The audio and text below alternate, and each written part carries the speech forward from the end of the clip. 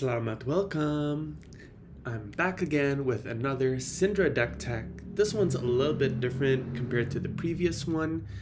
And without further ado, let's jump right in. Okay, so today we're showcasing the Daggers deck. So in my very first Cindra video, I highlighted there was two main different directions you can take Cindra. First was the massive momentum, heavy draconic fealty based deck with the payoffs of Art of Dragon and Dragon Power. And this one is the Dagger heavy deck, where we lean heavy into the Dagger interaction, which is very showcased in the Assassin slash Ninja hybrid cards. So a lot of the Daggers Matters card are hybrid cards, so a lot of the assassins can do this as well. However, Cindra has one main advantage, that is her daggers are only one cost compared to assassins, 2 cost daggers. So let's dive right in. Cindra's ability, I'm not going to cover that too much because we already discussed that in the previous video. If you want a further explanation detail on how Cindra's 2 abilities work well together, you can watch my previous video. But okay, let's highlight the equipment choices. So the main difference between this list and the previous Draconic Heavy Momentum list is the mass choice. So the massive choice for ninjas usually heavily influence what you can and want to do. Momentum wants you to play long chain links, force your opponents to block, drag the game out, and grind advantage out that way. Meanwhile, a links build wants you to go in and combo off, giving you an extra card during the turn that you want to push through their defenses or punish them for not blocking. So that's the first difference in equipment. So in this deck, we're more lenient on breaking the chain. We don't really care on keeping long chain links other than for Cindra's ability to return daggers. So all we need is 3 draconic chain links. Anything above that doesn't really matter. We have a few targets for Massive the Pouncing links. First is Blood Run Steep. This is compared to ninjas of old, they didn't have this. Ninjas of old, 5 for example, only targeted Lava Burst or Assault the Wound usually. But now Cindra has access to this, which is really cool dagger enabling payoff, because you can attack with this. It throws both your daggers, and usually when you attack with this is on the 3rd chain link. For example, you dagger, blood runs deep, a dagger, attack with something, you fetch blood runs deep, you play blood runs deep, it throws both your daggers. Now your both of your daggers are in the graveyard. You can fetch them with Cindra's ability and attack with them again. So you can get up to 6 dagger hits from a single blood runs deep. So it's really cool. And why we want a ton of dagger hits? We have a few cards that care about it, namely it's Poison Blade. So I'm certain some of you may have seen the We Make Best video.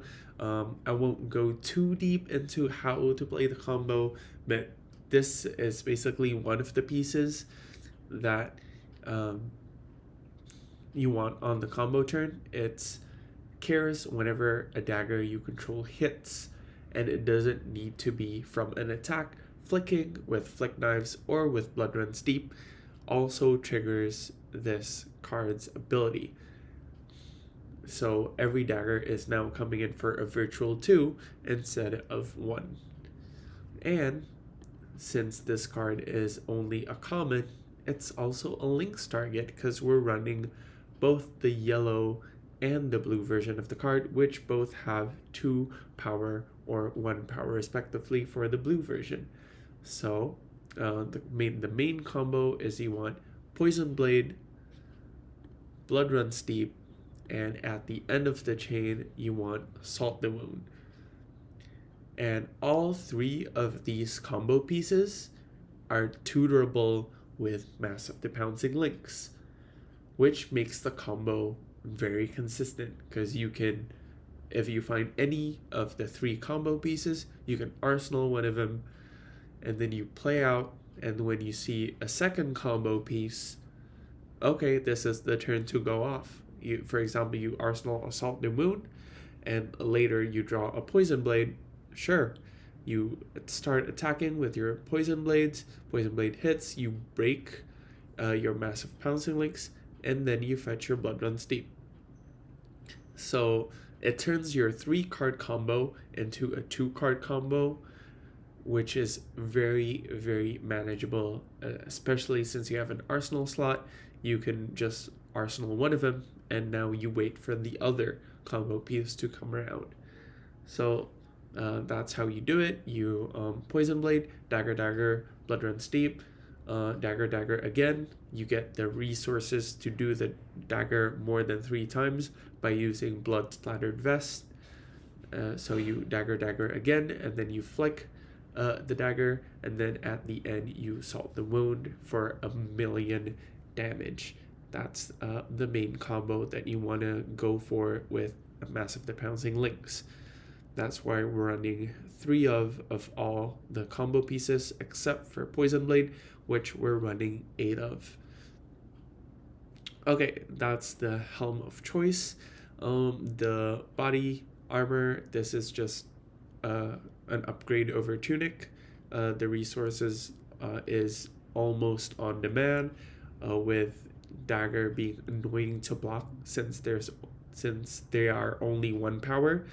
The opponent is either overblocking committing armor, which they can't do too many times in a game, or they just have to let it through and you get the resource. Flank Knives, best arm piece for Cindra, hands down. In the dev download that was posted by LSS, they even highlighted this. And lastly, the leg slot is running snappies. This is because we're on a bit of a lower blue count, and there's just a chance that we don't draw a blue and we don't have a good draconic starter, so we just might want to snap it. For example, you attack with Blades Headlong and then you snap, and then it enables your other cards. Yeah, that's it for the equipment suite. Let's go to the deck. So you see a bunch of the cards are the same with the momentum build. This is because they're just very, very good draconic cards. For example, Blaze Headlong, you run it in every draconic deck, even Fang. Man with Cinderclaw, it helps turn your non-draconic cards into draconic. We don't have the draconic payoff here, but we want to turn our ninja or assassin/ninja hybrid cards into draconic cards so we can meet the 3 chain link requirement to return both daggers for free. Because a lot of the Daggers Matters card are assassin ninja hybrid cards and not draconic cards, as you can see. That's why we're running 3 of Man with Cinderclaw and 5 of the fealty generating draconic attacks. So you're mostly going to be using them just to turn stuff draconic, so you meet the 3 chain link requirement to return the daggers for free.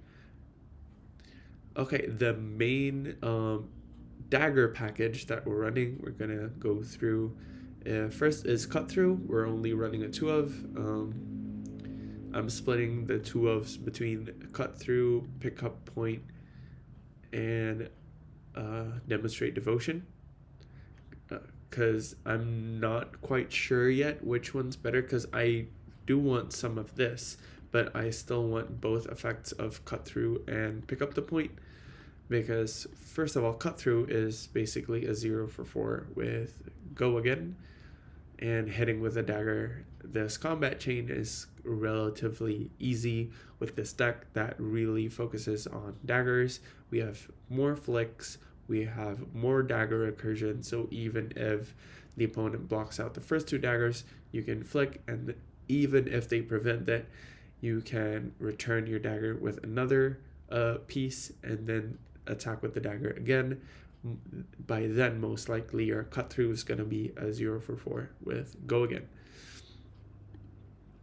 Next in the Dagger package is Pick Up the Point. This is basically a head jab with the upside of being able to pay 1 to get a dagger from your graveyard. This is important because some turns we just want to attack with our dagger multiple times, even more than just attacking with it, recurring it, attacking with it again. So you can flick knives, and then with Pick Up the Point, you can attack with the dagger that you just picked up again for an extra dagger attack, which really matters when you're doing a big combo turn with Poison Blade, because each dagger is worth 2, and if you're playing multiple Poison Blades, then each dagger is worth 3. And secondly, since we're not guaranteed to have the 3 Draconic Chain Links due to running Assassin Ninja hybrid cards, we might see multiple in the hand and not enough Draconic cards. Sometimes you want to pick up your dagger manually. For example, you attack with a dagger, you close the chain, let it go to the graveyard, and then you attack with Pick Up the Point, grab the dagger that was just destroyed. That's how you can do it, or you can let the dagger die and start with Pick Up the Point on your next turn. Next up is Pain in the Backside, and this is quite neat. This is almost basically a 0 for 4. It's a 0 for 4 that can be blocked for 3. However, it helps you hit with your dagger more times than you can attack with it, because when this hits, your dagger hits and it doesn't break. So you can Poison Blade, attack with this. If they let this hit, your dagger hits, but you still have both your daggers to attack with. You don't need to sacrifice it, compared to Hurl, the other Assassin Ninja card, which throws the dagger at the opponent, which doesn't require you to hit with Hurl, it just requires you to pay an extra resource, which is why this card is better than the 1 cost 3 that always throws a dagger. The flexibility of sometimes being just a head jab, a 0 for 3 Go Again, and sometimes being able to flick your dagger is really neat, but this one destroys your dagger in the process, which sometimes is beneficial because you want both daggers in the graveyard while you have 3 Draconic Chain Links, so you can return both in the same turn, because one with Hurl and one with the other with Flick Knives. But sometimes you want the upside of being able to hit with the dagger without destroying the dagger. So those are the key dagger cards, aside from Poison Blade, which we're running 8 of. We're only running 8 because they are 2 blocks and they're a bit below rate when you're not attacking with daggers. And again, I'm running Brand with Cinderclaw Blue instead of the 3rd blue Poison Blade. And since we already have enough Poison Blades, we don't need to go too crazy on that, especially 5 of the 8 is fetchable with Mass of the Pouncing Links. We'd rather have more guaranteed Draconic Chain Link generation so we can guarantee our dagger coming back turn from turn, because all of this daggers matters card, Hurl, Pain in the Backside, Cut Through, and Poison Blade are all kind of worthless when you don't start your turn with any daggers, especially since they themselves are not draconic. It makes it harder for them to return. That's why we're running Brand with Cinderclaw. Okay, the other inclusions in the deck, first of all, is Ignite. Ignite is kind of neat. It helps you cheat the Cindra activation if you play it last. So compared to doing it up front to discount, for example, your Spreading Flames. In this build, we're not running Spreading Flames due to the low-ish number of Draconic cards. I mean, we still have quite a few, but not enough for me to be super comfortable. That Spreading Flames is going to get more than a 1 for 5 value. Instead, we're running Mounting Anger, which is a really good starter and a breakpoint. Ignite can still discount stuff like Mounting Anger, Demonstrate Devotion, and Dagger attack. Conversely, if you attack with it last, you can then use your Cindra ability for one less cost, since it is a draconic activation. So that's really neat, and it's a starter. Lava Burst we're running since it's just very easy to get Rupture. Any attack, a blue and Lava Burst, you're guaranteed to be able to use your Lava Burst, because the blue pays for 2 daggers and possibly the attack, because the maximum cost we're running is 1 in this deck. So we're dagger 1 cost, and your Lava Burst is online for 5, and it is fetchable with your Mass of the Pouncing Lynx, just in case you already have all your combo piece. You just might want to do that. A little bit of a throwback on why Snapdragon Scalers compared to the other boots. The other boots cannot Snapdragon Scales your Salt the Wound. So sometimes in your most nutty turns, when you draw the combo naturally, you have all 3 already, you might want to Salt the Wound, snap it hits, you Mass of the Pouncing Lynx for another Salt the Wound, which is coming in for like 7 and then 8. Meanwhile, you can't use your boots on a Salt the Wound unless you turn the Salt the Wound Draconic. Next is the auto include. This is the Cindra spec, even though it doesn't say so, but it's basically made for Cindra. It's a Draconic Ninja action that cares about daggers, and Phi doesn't use daggers. So yeah, auto include, 3 block. It says 3 cost, but it's most of the time a 0 or 1 cost. And during the combo turn, it makes your daggers come in for 3. So 2 power from Breath of Retribution and the extra point of damage from Poison Blade. We're able to run a little less blues compared to the Mom build, even though we're more dagger focused, is because we're running 6 yellows that can also pitch for both daggers. So if your hand is a bunch of 0 cost or a single 1 cost, a single yellow can pay for both daggers, and if one of the daggers hit, you can turn on your chest for the extra resource if you need it. For the blue base, it's mostly the same. Throw Dagger is just an all-star. It cantrips while dealing damage and throwing a dagger into your graveyard so you can return it. Next up is Stab Wound, another all-star, even more so in this deck because we have a dagger recursion and more dagger hits, like Pain in the Backside dagger hits count towards Stab Wound's damage. And the main difference is in the blues is Poison Blade, because it's a combo piece. It's just really good. Even at a blue, a 1 cost 1 power with Go Again, it making your daggers very, very powerful is too good. Next up is Knives Out. It just buffs all your daggers. So when you're planning to attack with your daggers 3-4 times, Knives Out is just a 4 value blue at reaction speed when it's also a 3 block. So yeah, that's it for the main board. Now let's go over to the inventory.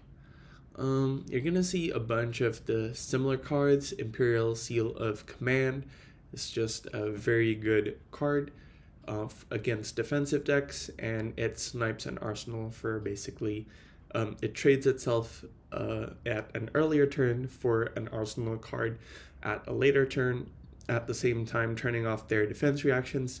So especially since this is a combo deck, lining this up and activating it during when you want to combo just make sure your combo isn't stopped by a bunch of like flick flacks and sink belows.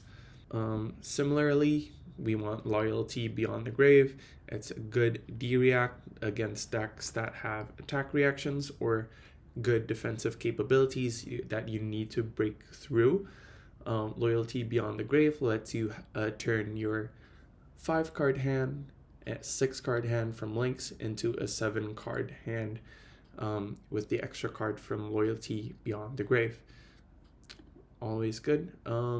And this deck, since it's more combo heavy, we're running an extra set of defense reactions, especially sink below, that you can cantrip or swap out your cards. This deck needs blue or yellow cards to function a lot more compared to the mom build, since it has less starters and more reliant on daggers, so you're more inclined to pitch. You need cards to pitch with. So Sink Below can turn your all red hands into hopefully draw a yellow or blue to get your daggers for the turn. And other than that, it's very good into other aggro decks that are presenting breakpoints. Lastly, it helps you play a more mid-rangey game while you search out for your and wait for your combo. Tenacity, again, this is Link's target for defensive decks. I'm running 2 in the board, so if we're forced to attack or block with it early, you still have another copy in the deck to fetch with later in the game. And Tenacity, especially against block happy decks on your combo turns, for example, they're saving all their equipment to block your daggers on your combo turn. Well, Tenacity punishes them for blocking with all 4 pieces of their equipment and all 4 cards in their hand. It turns Tenacity into a 0-cost 10 power card. Warmongers, basically ninja staple, 3-block blue. The 0 cost doesn't really matter for Cindra, but it matters for ninjas that are running Kodachis. But the effect is asymmetrical. We're not running any non-attack actions other than the singular seal and other copies of Warmonger's Diplomacy, but you're just going to pitch it anyway because it's a blue.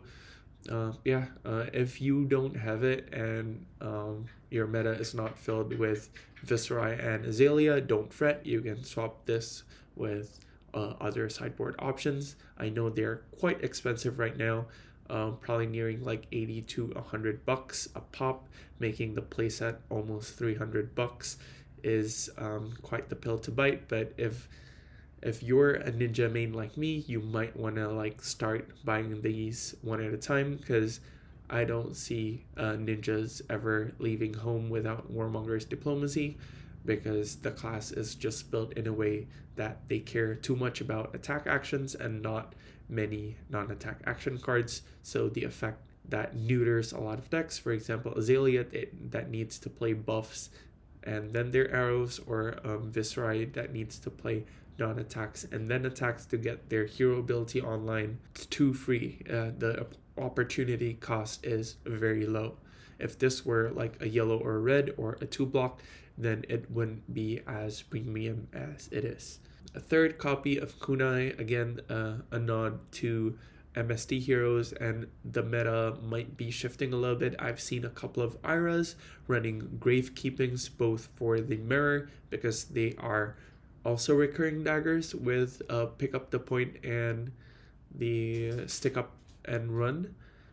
So they're running Gravekeeping for the mirror, which unfortunately also hits us.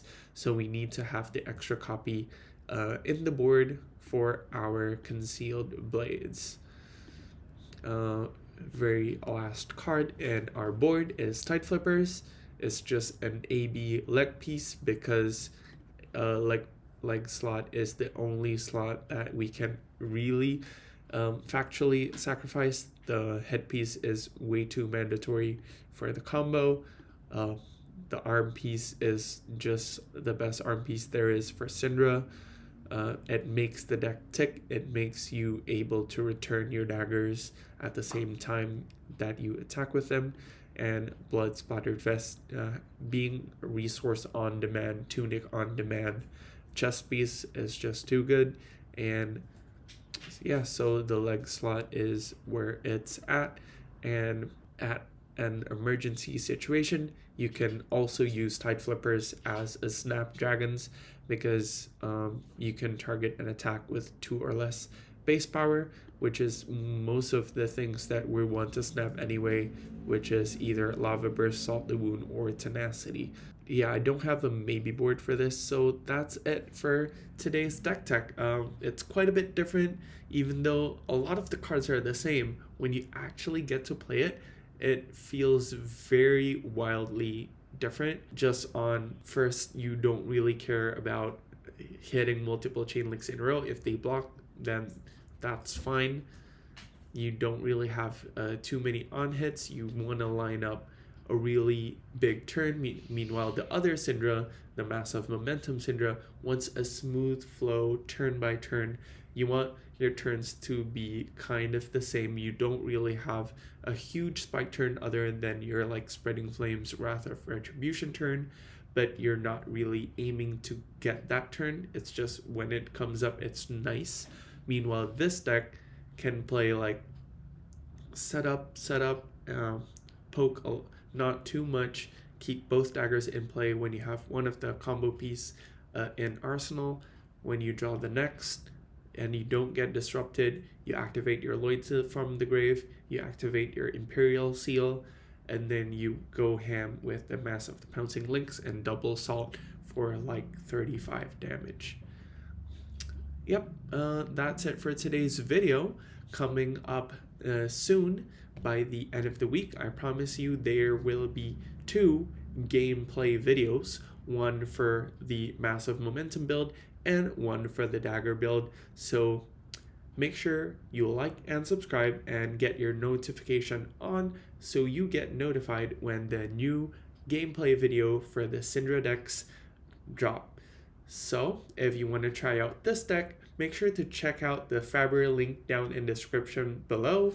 The list is public. You can copy it. You can play it on Talishart. You can make a personal copy and modify it if you see fit. If you have any comments or suggestions for my deck or my content going forward, don't forget to leave a comment down below. That's it for me, and as always, sampai goodbye.